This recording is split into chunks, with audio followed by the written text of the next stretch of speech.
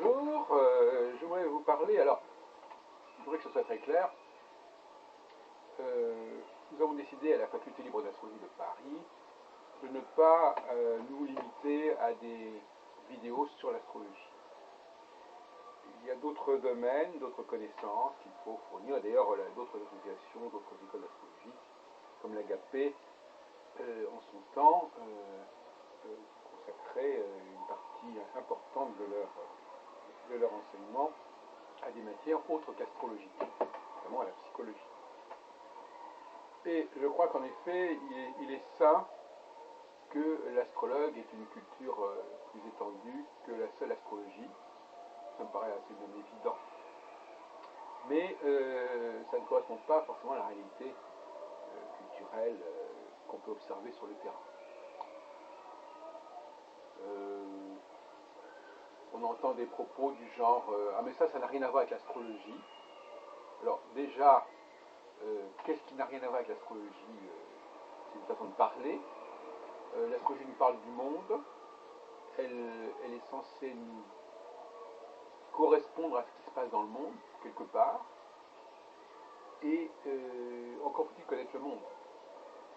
Si on en a une appréhension insuffisante, ancienne, datée, obsolète, eh bien, si on a une appréhension obsolète du monde, eh bien, ça ne pourra que retentir sur la qualité du travail de l'astrologue et sur la qualité de sa pensée et de sa recherche. Donc, arrêtons de cloisonner l'astrologie. Bon. Je sais que c'est ennuyant parce que et c'est le rôle normalement, c'est le rôle justement de l'enseignement. Il faudrait qu'il y ait des écoles où une école supérieure d'astrologie ou une faculté libre d'astrologie de Paris, comme chez nous, où un bagage interdisciplinaire soit fourni à tous ceux qui passent par cette école. Un socle culturel qui soit commun. Or, actuellement, la seule chose qui soit commune entre les astrologues, c'est leur astrologie. Et le reste, bon, ben ça, ça dépend de chacun. Ça dépend de la culture de chacun, de ce qu'il a pu. Bon. Donc, actuellement, dès qu'on sort du champ de l'astrologie, on tombe dans des idiosyncrasies personnelles de l'astrologue, et en fin de compte, ou alors des lieux communs qui sont répandus dans le public et qui ne sont pas vraiment d'un très haut niveau. Et d'ailleurs, une question qui se pose très sérieusement, c'est de savoir si l'astrologie nous dit ce qu'est le monde, ou le monde nous dit ce qu'est l'astrologie. Dire que l'astrologie nous dit ce qu'est le monde, ça voudrait dire qu'en fin de compte, on va voir le monde à travers les lunettes de l'astrologie, et c'est l'astrologie qui va nous dire ce qu'il en est. Ce qui me fait penser un petit peu, excusez-moi, à la question de la cécité. Un aveugle qui ne voit le monde, qui ne verrait le monde que par le prisme d'une machine, d'une interface qui lui dirait ce qu'est le monde. Si l'astrologie est une espèce de béquille, ou plus exactement, si elle est les yeux d'un astrologue aveugle, il est évident que dans ce cas-là, l'astrologue n'est pas là pour valider l'astrologie, puisque c'est l'astrologie qui lui dit ce qu'il en est, qui lui dit ce qui se passe. Mettez-vous à la place d'un aveugle, si vous lui dites qu'il y a telle chose à tel endroit, il ne va pas vous dire le contraire, puisqu'il n'a pas les moyens de le vérifier, puisqu'il ne voit pas. Donc il y a des astrologues qui ne voient pas par eux-mêmes, et qui donc ne voient que par le biais, que par la lunette, la petite lunette, le petit bout de la lunette, et par conséquent, ils sont totalement dépendants de ce que leur dit l'astrologie sur le monde. Une autre position, c'est au contraire de décrire le monde et de voir ce qui en astrologie correspond à ce monde qui a été décrit. Moi, je préfère de loin la deuxième solution, parce que moi, je ne suis pas un astrologue aveugle. j'essaye de donner des yeux à l'astrologie, si ça peut paraître. Et donc, moi, par exemple, j'ai travaillé sur des problèmes politiques, historiques. J'ai élaboré des modèles cycliques, et puis également des modèles au niveau des couples, au niveau des hommes, de l'homme et de la femme. Et, excusez-moi de le dire, et moi, ce qui m'intéresse, c'est de voir dans quelle mesure l'astrologie s'articule sur mes observations, qui ne sont pas des observations astrologiques. En fin de compte, le chercheur en astrologie, c'est quelqu'un qui part d'observations qu'il a pu faire dans le monde, sur le monde,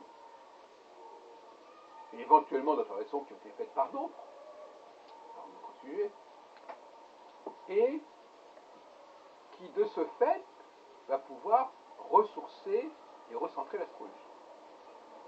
Autrement dit, on part du principe que l'on ne sait pas ce qu'est l'astrologie, on ne sait pas ce qui dans le ciel est pertinent astrologiquement, parce que tout ce qui est dans le ciel n'est pas forcément pertinent astrologiquement. L'astrologie n'est toutes les configurations existantes dans le ciel n'ont pas forcément un intérêt astrologique.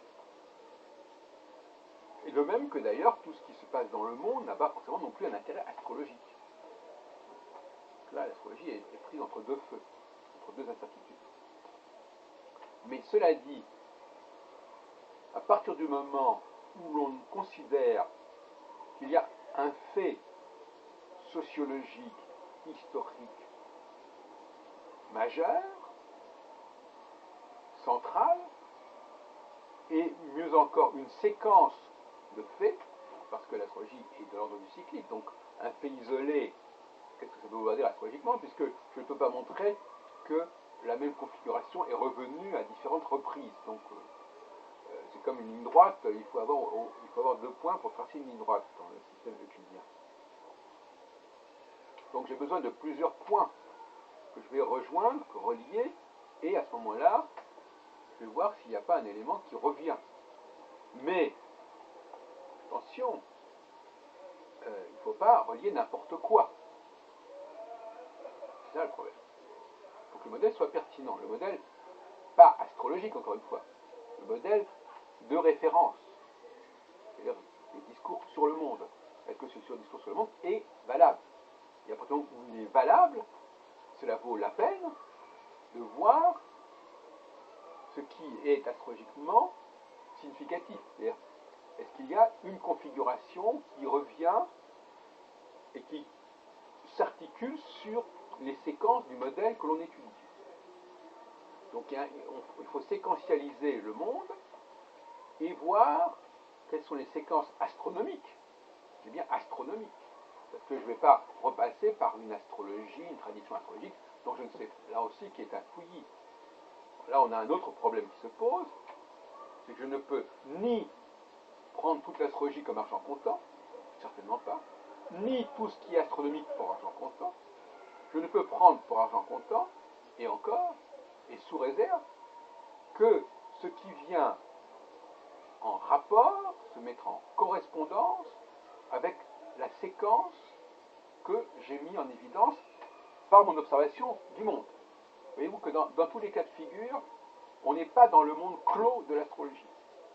On réfère l'astrologie sans déterminer ce qu'elle est d'ailleurs. On dit, voilà, il y a l'astrologie, il y a l'astronomie, il y a le monde. Bon, dans le monde, voilà ce que j'observe. Or, jusqu'à preuve du contraire, en tant qu'êtres humains sur cette terre, c'est l'ici et maintenant de ce que j'observe, de ce que je revois du monde, qui est concret. L'astronomie, c'est pas concret. Les structures astronomiques, c'est pas concret parce qu'il y en a 36 000 et qu'est-ce que je fasse à tout ça, qu'est-ce que j'en sais? L'astrologie, c'est pas concret parce qu'il y a des tas de traditions, de dispositifs, de règles. Bon, qu'est-ce qu'il faut retenir? On n'en sait rien. Donc finalement, je ne peux m'appuyer, observations extérieures à la fois à l'astronomie et à l'astrologie. Alors André Barbeau, par exemple, pour ne pas le citer, semble-t-il, quand en 1967 il publie Les astres et l'histoire, s'appuyait sur un modèle extra-astrologique, hein, qui est celui des deux guerres mondiales.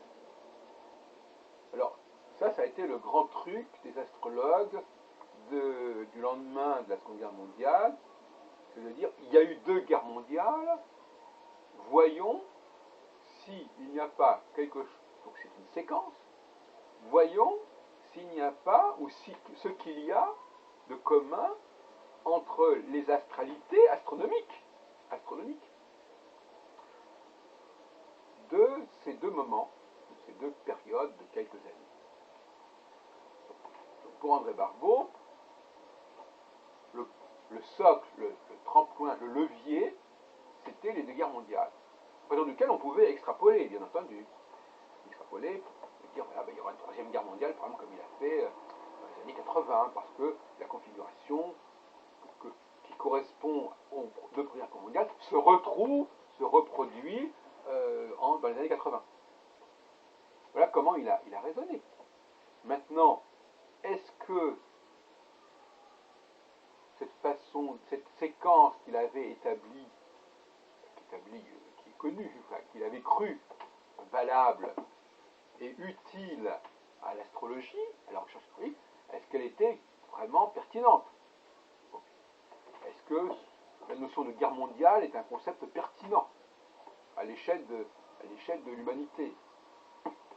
On peut en douter, parce que au contraire c'est un phénomène extrêmement contemporain et qui n'est donc pas reproductible, si on peut dire, plusieurs siècles en arrière. Bon.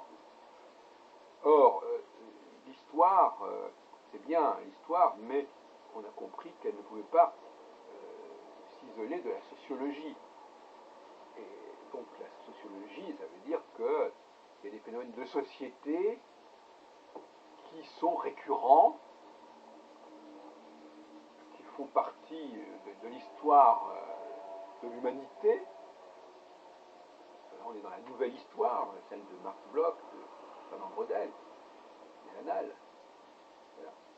Il vaut mieux, apparemment, hein, je me situe effectivement dans l'optique de Marc Bloch, apparemment, il vaut mieux s'appuyer sur un socle sociologique solide, récurrent, permanent, dans sa récurrence depuis des millénaires, depuis des siècles en tout cas, plutôt que sur un phénomène, je ne dirais pas aléatoire ni contingent, enfin un phénomène qui vaut ce qui vaut, qui est celui des deux guerres mondiales.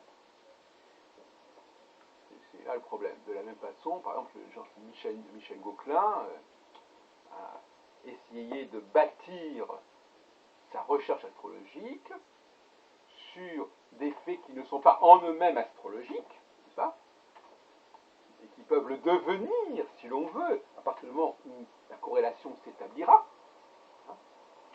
Donc la frontière entre ce qui est astrologique et ce qui n'est pas astrologique, elle est provisoire. Dès lors que j'établis une passerelle, un lien entre tel et tel phénomène en soi, en principe, au départ, hypothétiquement non astrologique, avec des facteurs astronomiques. Vous entendez bien que je ne parle pas d'astrologie. L'astrologie, c'est la résultante de cette recherche. Mais au départ, il n'y a pas un corpus astrologique. Il y a un corpus astronomique et il y a un corpus socio-historique. À partir de ce moment-là, une fois que la connexion est établie, je dirais donc, à titre provisoire en tout cas, comme du contraire, que tel et tel phénomène, qui était en soi non astrologique parce qu'on n'avait pas prouvé qu'il était astrologique, devient astrologique parce qu'on a prouvé qu'il avait des chances d'être astrologique. Voyez-vous, donc cette frontière entre ce qui est astrologique et ce qui n'est pas astrologique, elle est extrêmement poreuse, extrêmement fluide. Donc, il est clair que dans le cadre de l'enseignement astrologique, puisque c'est de cela qu'il est question ici, dans cette exposerie, il faut que l'école d'astrologie, que les gens qui s'occupent de cette école, transmettent à leurs étudiants des connaissances socio-historiques intéressantes, utilisables, séquenciables, et qui soient, disons, aussi récentes que possible.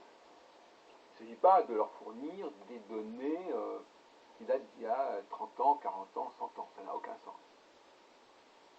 Alors, donc il faut être même dans l'avant-garde de la recherche anthropologique, sociologique, ethnologique, historique, cyclique, économique. Pourquoi? Parce que le paradoxe de la recherche scientifique, comme on le sait peut-être, c'est que plus on avance sur le plan scientifique, plus on est à l'avant-garde de la recherche scientifique, et plus quelque part on est en prise avec une réalité extrêmement ancienne. C'est un paradoxe. Par exemple, la découverte d'une planète comme Pluton en 1930, on ne connaissait pas Pluton avant, mais on sait qu'il existait. On sait qu'il existait parce qu'on l'a découvert en 1930, et que parce qu'on l'a découvert en 1930, on peut dire qu'il existait des millénaires plus tôt. Donc, étudier le présent, c'est nous permettre de reconstituer le passé. Alors, je ferai un jour un exposé, j'en ai déjà parlé, enfin, c'est un point essentiel. Reconstituer le passé, quelles sont les méthodologies pour reconstituer le passé? Et bien, une des méthodologies pour reconstituer le passé, c'est d'étudier le présent. D'étudier des phénomènes qui sont des phénomènes permanents, récurrents.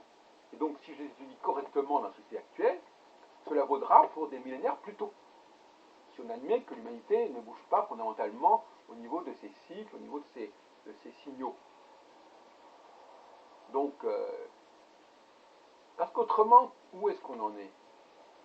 Si on alors on va nous dire, mais l'astrologie véhicule telle et telle connaissance, par exemple du masculin et du féminin, il y a les signes masculins et féminins, il y a l'actif. Tout ça, c'est quoi ça? C'est rien du tout. Ça n'est ni valable scientifiquement, épistémologiquement, dans sa formulation par rapport à nos critères actuels, par rapport à la recherche actuelle, ni nécessairement l'expression d'une astrologie originelle, d'un savoir originel. Non. Ce sont des savoirs qui ont pu s'agréger à l'astrologie en cours de route et qui ne sont ni originels ni modernes, qui sont dans une sorte de Moyen-Âge, c'est le cas de le dire, d'âge moyen de l'astrologie qui se serait cristallisé. Donc ça ne va pas très loin. Mais en revanche, les recherches les plus contemporaines, les plus modernes sur un certain nombre de questions, comme les empires, comme la dialectique des hommes et des femmes. Les empires, c'est aussi une dialectique entre supranationalisme et nationalisme. Tout cela, aussi moderne que cela soit, c'est aussi, si c'est vraiment un travail approfondi, quelque chose qui nous renvoie à une astrologie originelle. Donc, ce qu'il faut éviter comme la peste, ce sont les états intermédiaires. Un cas classique, c'est la exaltation du soleil en bélier. L'exaltation du soleil en bélier, qui n'est ni l'exaltation d'origine du soleil qui est probablement en taureau, ni la situation actuelle du point vernal qui est actuellement entre les poissons et le verseau. Donc c'est une sorte de situation moyenne qui ne veut rien dire. Et donc l'astrologie se repaît. Nous sommes dans une astrologie qui se repaît de savoir, de connaissances astronomiques, sociologiques, historiques, qui sont comme ça, qui appartiennent à une époque de l'humanité, qui n'est ni très ancienne, ni très moderne, une sorte d'époque comme ça intermédiaire, et qui n'a qu'une valeur très relative.